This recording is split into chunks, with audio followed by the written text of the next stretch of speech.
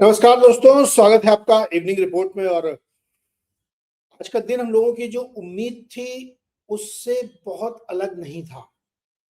हालांकि कुछ लोग ये उम्मीद कर रहे थे कि ये शेयर बैलेंसिंग के कारण शुक्रवार को काफी ज्यादा उठापटक या कमजोरी देखने को मिली, शायद अब बेहतरी देखने को मिले। लेकिन बहुत लोगों को ऐसी उम्मीद भी थी कि जिस तरह की एक्टिविटी शुक्रवार को थी, मंडे को भी शायद कुछ होगी। और कुछ बीच में फिर वीकेंड में काफी जो डेवलपमेंट्स हुए उसका असर भी हमने देखा है। तो आइए इसको समझते हैं कि बिग पिक्चर क्या थी और ओवरऑल रुख क्या दिख रहा है। तो एक बहुत ठीक ठाक शुरुआत हुई, ये आप मान सकते हो। उसके बाद जो ग्लोबल क्यूज थे वो भी ठीक ठाक थे। पूरा एशियन मार्केट जोरदार तेजी में था, लेकिन हमारे मार्केट में कंटिन्यूअस प्रेशर था सुबह से ही। और बाद में फिर काफी मार्केट गिरा। निफ्टी अगर अपने आप डे हाई से देखेंगे तो 376 पॉइंट गिरा है और बैंक निफ्टी लगभग लगभग 1000 पॉइंट गिरी है। तो बड़ी सेल ऑफ है, इसमें कोई शक नहीं है। आईटी इंडेक्स निफ्टी आईटी केवल एक परफॉर्मेंस था जो 3% या उससे ज्यादा ऊपर गया। हालांकि वो भी अपने ऊपरी स्तर से नीचे आए स्टॉक, लेकिन फिर भी वो बेस्ट परफॉर्मर था आज की तारीख में। एफएमसीजी, बैंक, पीएसयू ये सब काफी कमजोर थे आज। रुपए में आज रिकवरी थी, लगभग 1.2% की रिकवरी के साथ 94-86 पे रुपया है, लेकिन इससे कोई सपोर्ट मार्केट को नहीं मिला। कच्चे तेल में हालांकि 3% की तेजी आई और वो फिर से $94 चला गया, क्योंकि खाड़ी में काफी कुछ दिक्कतें अभी भी चल रही है। चलिए एक बार नंबर्स को देखते हैं, फिर एनालाइज करेंगे कि क्या सेटअप बनता हुआ दिख रहा है।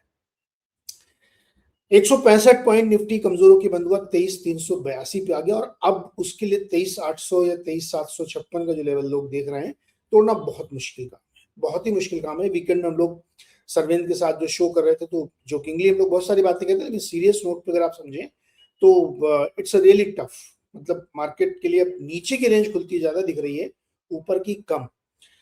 उसकी वजह यह है कि जिस तरह का प्रेशर बिल्ड हो रहा है मार्केट में, उसको देख के आसानी से नहीं लगता कि मार्केट रिकवरी करेगा या ऊपर की तरफ जाएगा। क्योंकि भाई क्रूड भी पॉजिटिव फैक्टर में है, करेंसी स्ट्रांग हुई है, खाड़ी में कोई बहुत ज्यादा झगड़ा भी शुरू नहीं हुआ है, माहौल वैसा ही है लेकिन शुरू नहीं हुआ। तो फिर मार्केट क्यों इतना डरा हुआ है? मेरे हिसाब से दो तीन कारण है उसके। एक कारण तो ये है कि महंगाई का जो डर है वो और गहरा हो गया है। आज खबर सोमवार को सुबह ही आई कि कमर्शियल एलपीजी का सिलेंडर 50 रुपए और बढ़ा दिया गया है।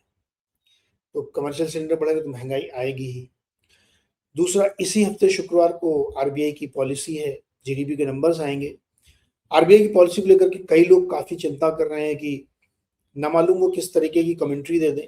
रेट हाइक तो शायद ना करें, लेकिन उनकी कमेंट्री बहुत इंपॉर्टेंट होगी। इन्फ्लेशन की क्या, क्योंकि ये पहली पॉलिसी है इस पूरी घटनाक्रम तमाम चीजों के बाद, तो हो सकता है कि वो अपने एनुअल जो टारगेट्स हैं इन्फ्लेशन के, ग्रोथ के, उन सब में कोई परिवर्तन करें। तो ये बहुत सारे प्रश्न, बहुत सारे फैक्टर्स मार्केट को थोड़ी सी चिंता दिखा रहे हैं। इसीलिए आ, बहुत अच्छा सेटअप ना हुआ या बहुत खराब सेटअप ना हुआ, एक नॉर्मल डे के बावजूद मार्केट में गिरावट दिखी। और डे हाई से अगर आप काउंट करेंगे तो निफ्टी में ऑलमोस्ट 376 पॉइंट की वीकनेस देखने को मिली। बैंक निफ्टी भी गिरा, मिड और स्मॉल कैप में भी आज कोई राहत रियायत नहीं थी। विक्स 2% ऊपर गया है।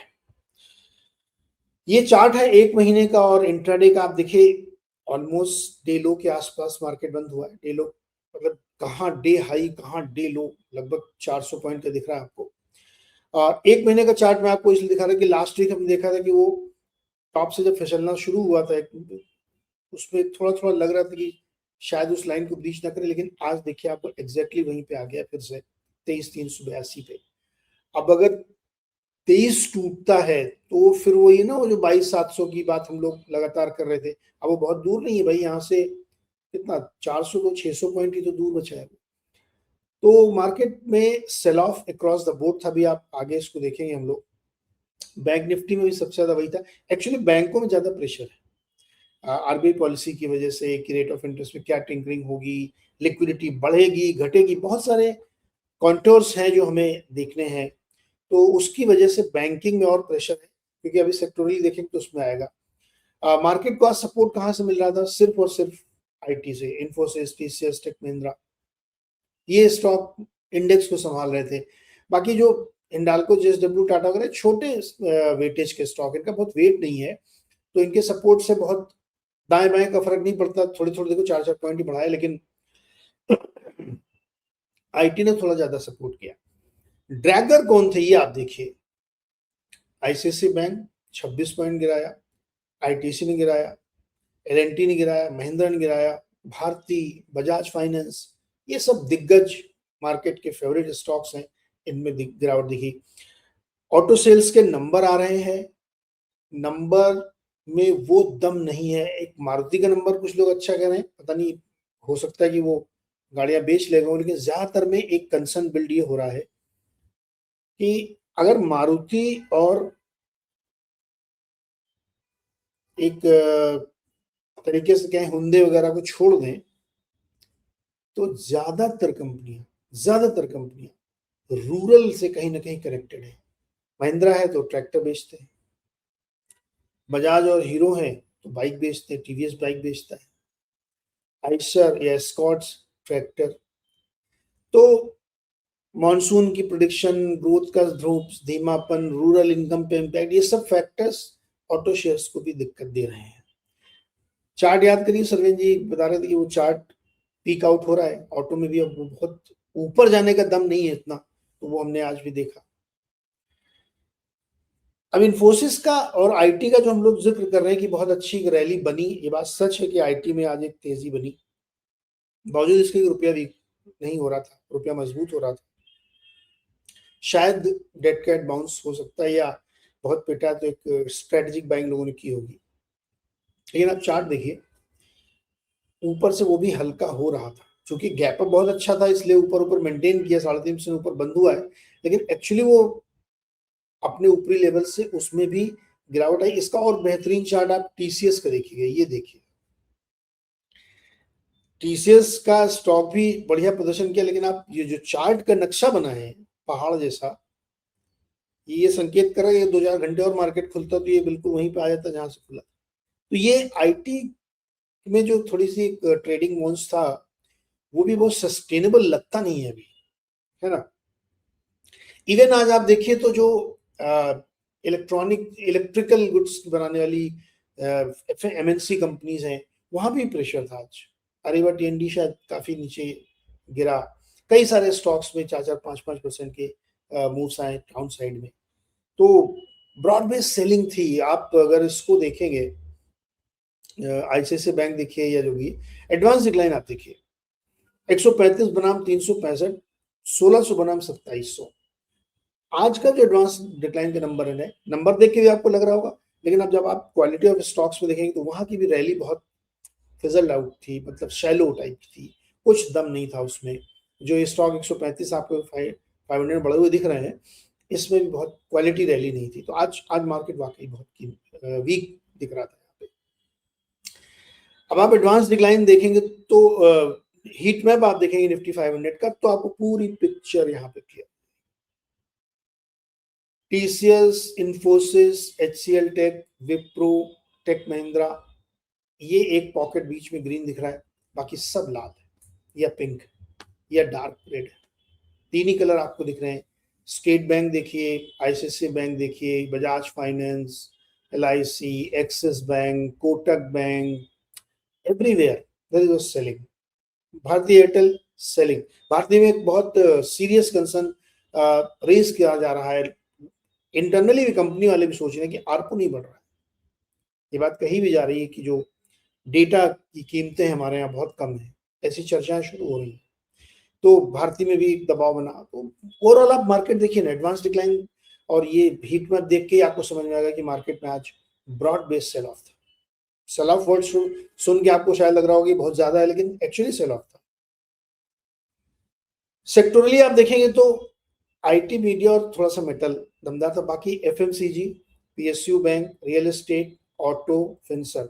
अब इसमें से 4 सेक्टर आप देखिए, PSU bank, real estate, auto और फाइनेंशियल सर्विसेज, ये चारों रेट सेंसिटिव है। पॉलिसी से पहले चारों में अच्छी खासी गिरावट, मतलब ठीक ठाक 1.5-2% की गिरावट आई है। एफएमसीजी, रूरल मार मॉनसून की, वो जब नेस्ले का बहुत अच्छा रिजल्ट आया तो एकदम ऊपर खींच लेगा, फिर सारे स्टॉक चले, लेकिन अब गिर रहे हैं। चाहे जो भी स्टॉक हो, आप देखिए, आप अच्छी खासी प्रॉफिट बुकिंग वहां पे हो रही है एफएमसी सेक्टर में। क्योंकि अगर मानसून खराब हुआ, यानी 20 नॉर्मल नॉर्मल 90% की जो प्रोबेबिलिटी वो 33%, 90 to 94% की प्रोबेबिलिटी 32% है। तो दोनों को मिला ले तब भी आप एवरेज से नीचे ही है। तो अगर मानसून थोड़ा सा गड़बड़ हुआ तो एफएमसीजी सेक्टर में और दबाव हमको देखने को मिल सकता है। और रेट सेंसिटिव एटलीस्ट फ्राइडे तक तो थोड़ा सा एक आशंका के लिए, सावधानी के लिए प्रेशर में तो रहेंगे। उसके बाद देखते हैं क्या होता है, लेकिन ये एक माहौल बन सा दिख रहा है। बाकी एनर्जी और फार्मा शेयर भी आज थोड़े थोड़े से प्रेशर में थे। सो जब हम ये अदर एसेट क्लासेस में जाते हैं तो गोल्ड सिल्वर में बहुत हल्का मूवमेंट है, और सिल्वर थोड़ा सा ज्यादा बेटर मूवमेंट यहाँ पे दिखा रहा था, लेकिन बहुत ज्यादा नहीं है। क्रूड ऑयल देखिए जो $90 तक चला गया था, इवन ब्रेंट तो एक बार 89 भी टच मारा उसने, अब वो फिर से ऊपर आ गया, मतलब 93 90 सब ट्रेड कर रहे हैं। बॉन्ड यील्ड हमारी 6.99 है, 0.01 ऊपर गई है, और करेंसी हमारी स्ट्रांग हुई है। अब यहाँ पे हम लोग समझते हैं कि तस्वीर क्या बन रही। देखिए खाड़ी में अभी भी खबरें आ रही कि कुवैत पे छुटपुट हमला, सुबह हम लोगों ने डिस्कस किया था कि लेबनान के और अंदर डीप जाके हिजबुल्लाह के खिलाफ स्ट्राइक कर रहा है इसराइल, डील साइन हो नहीं रही है। ईरान के जो राष्ट्रपति हैं इस समय उन्होंने इस्तीफा दे दिया था, ये आरोप लगाते हुए कि आईआरजीसी बहुत कंट्रोल कर रही है, फिर उनका इस्तीफा स्वीकार नहीं किया गया। डील में कुछ हो नहीं रहा, दोनों एक दूसरे के डील पढ़ रहे हैं, मतलब पूरा फुल नाटक नौटंकी चल रही है, कुछ हो नहीं रहा उसमें। तो ये समस्या बनी हुई है। कंसर्न हमें इसलिए ज्यादा है क्योंकि अब जो आरबीआई है, मैं अपनी पूरी इस फाइनेंशियल जर्नी में जो सबसे ऑथेंटिक डेटा अगर किसी को मानता हूं तो आरबीआई का, मतलब जो भी डेटा सरकारी तौर पे अवेलेबल होता है उसमें मुझे आरबीआई का डेटा सबसे ऑथेंटिक लगता है, क्योंकि वो बहुत रिसर्च करता है और उनका जो area of collection of data है बहुत बड़ा, बहुत विस्तृत है, और बहुत संजीदगी से लोग काम करते हैं। तो चूंकि आरबीआई के गवर्नर साहब जो पॉलिसी पेश करेंगे तो बहुत सारे नंबर्स भी बताएंगे, वो ग्रोथ का नंबर बताएंगे, इन्फ्लेशन का नंबर बताएंगे, रेट पे बातचीत होगी, करेंसी पे बातचीत होगी, तो वर्ल्ड इकोनॉमिक पिक्चर पे उनका क्या असेसमेंट है, क्रूड ऑयल का क्या प्राइस डिस्काउंट वो करें, ये सब डेटा सामने निकल के आएगा जो वो बोलेंगे, और मैं उसमें बहुत बिलीव करता हूँ। तो मुझे लगता है कि वो एक बाजार के सामने प्रश्न है कि जब तक वो सामने नहीं आ जाता तो हम लोग शायद बहुत बड़ी रैली ना देखें, या बीच में आ भी सकती कभी, मतलब ऐसा कोई वो नहीं है, ट्रेडिंग के लिहाज से कभी हो सकता है, बाजार कुछ भी अनुमान लगा सकता है कि भाई आरबीआई कुछ नहीं करेगा, बहुत पॉजिटिव रहेगा, तो मार्केट कर सकता है। लेकिन कहीं ना कहीं वो एक कंसर्न होगा जो आरबीआई की पॉलिसी में हमें देखने को मिलेगा, नंबर वन। नंबर टू, ये जून का महीना शुरू हो चुका है। 15 जून के बाद यहाँ से अब 14 दिन बाकी है, जिसमें छुट्टियां भी हैं, वीकेंड 2 हटा लिया, 4 दिन, 10-11 ट्रेडिंग सेशन के बाद से Q1 की अर्निंग सीजन 10 जुलाई से शुरू हो जाएगी। तो आपके पास 25 दिन, उसमें से 3 हफ्ते कम से तो 6 छुट्टी निकाल लीजिए, 15 दिन ट्रेडिंग के बचेंगे, तो डिस्काउंटिंग शुरू हो जाएगी। Q1 अर्निंग की डिस्काउंटिंग 15 अप्रैल ऑनवर्ड शुरू हो जाएगी, कि अनुमान लगने लगेंगे, एस्टिमेट्स बनने लगेंगे कि भाई ये इस क्वार्टर के रिजल्ट कैसे आएंगे, तो उसके हिसाब से भी मार्केट अपने आप को एडजस्ट करेगा। किसी सेक्टर में अच्छे रिजल्ट की उम्मीद होगी, किसी में कमजोर रिजल्ट की उम्मीद होगी। पूरा बाजार मान के चल रहा है कि Q1 काफी वीक होगा, क्योंकि एक तरीके से पूरा Q1 वॉश आउट है। अब 15 तारीख तक अगर मान लीजिए कोई डील नहीं होती है या क्रूड सस्ता नहीं पड़ता है, तो आपका पूरा क्वार्टर वॉश आउट हो गया। अब बचा क्या है, 15 जून हो गया, 2.5 महीने निकल गए, 15 दिन में क्या हो जाएगा, प्लस 1 महीना उस लास्ट क्वार्टर का भी जो पूरा मार्च खराब हुआ है। तो मार्केट ने ये डिस्काउंटिंग की है क्या, मालूम सबको है। देखो कोई ऐसा मार्केट में नहीं जिसको ना पता हो कि Q1 के नंबर कमजोर होंगे। कितना मार्केट ने प्राइस्ड इन किया है, ये बातों में तो हम लोग अभी बोल देते हैं कि सब प्राइस्ड इन है, लेकिन जब एक्चुअल में नंबर आता है ना रियलिटी में, तब प्राइस्ड इन होता है। तो उस 15 जून के बाद मार्केट उस मोड में भी रहेगा। इस बीच तमाम तरीके के डेवलपमेंट्स हो सकते हैं, सरकार की तरफ से कोई खबर आ सकती है, तो मुझे लगता है मार्केट उसी सेंस में ट्रेडिंग कर रहा है। और आज की जो ये बिकवाली थी, ये अगेन चिंताजनक है, क्योंकि बहुत सारे लोग ये कह रहे थे कि अरे सोमवार को तो पलट जाएगी। चैनल आपने सुना होगा, बिजनेस चैनलों पे एंकर लोग भाई ज्ञान दे रहे थे कि नहीं नहीं नहीं, देखना मंडे से वो एकदम पलट जाएगा, आज लॉन्ग लेके जाओ, शुक्रवार को तो, मंडे को तो गैप अप ही होगा। नहीं हुआ ना गैप अप, घुस गया आपका 150 पॉइंट गिर गया आपका, और जितना जो गैप अप आपको हुआ था उसमें आप पैसा नहीं बना पाए। इतनी वोलेटिलिटी थी मार्केट में कि end of the day 400 point की रैली है, ऊपर से कितना शॉर्ट बना है।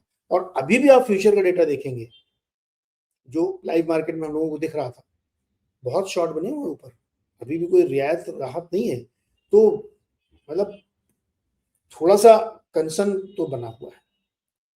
कैसे दूर होगा, डे बाय डे हम लोगों को देखना पड़ेगा, एसेस करना पड़ेगा। तो इवनिंग रिपोर्ट ये कह रही है कि मार्केट में लॉन्ग साइड का कॉन्फिडेंस कम हो रहा है, बेयर्स हावी हो रहे हैं, बुल्स थक नहीं गए, बुल्स में दम नहीं है कि वो ऊपर खींच सके, क्योंकि हर रैली पे तगड़ी बुकिंग हो रही है प्रॉफिट की। और अब अगर ये 23 के नीचे इस हफ्ते चला गया, मान लीजिए, मुझे नहीं पता जाएगा, हो सकता है 24 चला जाए, यू नेवर नो, लेकिन अब 300-350 पॉइंट ही तो बचा है। अगर 23 के नीचे चला गया ये, तो फिर काफी चिंता की बात होनी चाहिए। तो हम सब लोग देखेंगे कि मार्केट क्या किस तरह होता है, फिर उसी हिसाब से व्यू बनाया जाएगा, उसी हिसाब से देखा जाएगा। लेकिन फिलहाल आज की इवनिंग रिपोर्ट कॉन्फिडेंस वाली तो नहीं है। देखते हैं कल क्या होता है, अगले 10-12 घंटे और जो डेवलपमेंट होंगे उसकी चर्चा हम लोग सुबह करेंगे। तो आज के लिए इतना ही। थैंक यू सो मच दोस्तों। कमेंट करके मैं बताइए कैसा लगा। चैनल को लाइक शेयर सब्सक्राइब जरूर करिए। Thank you so much.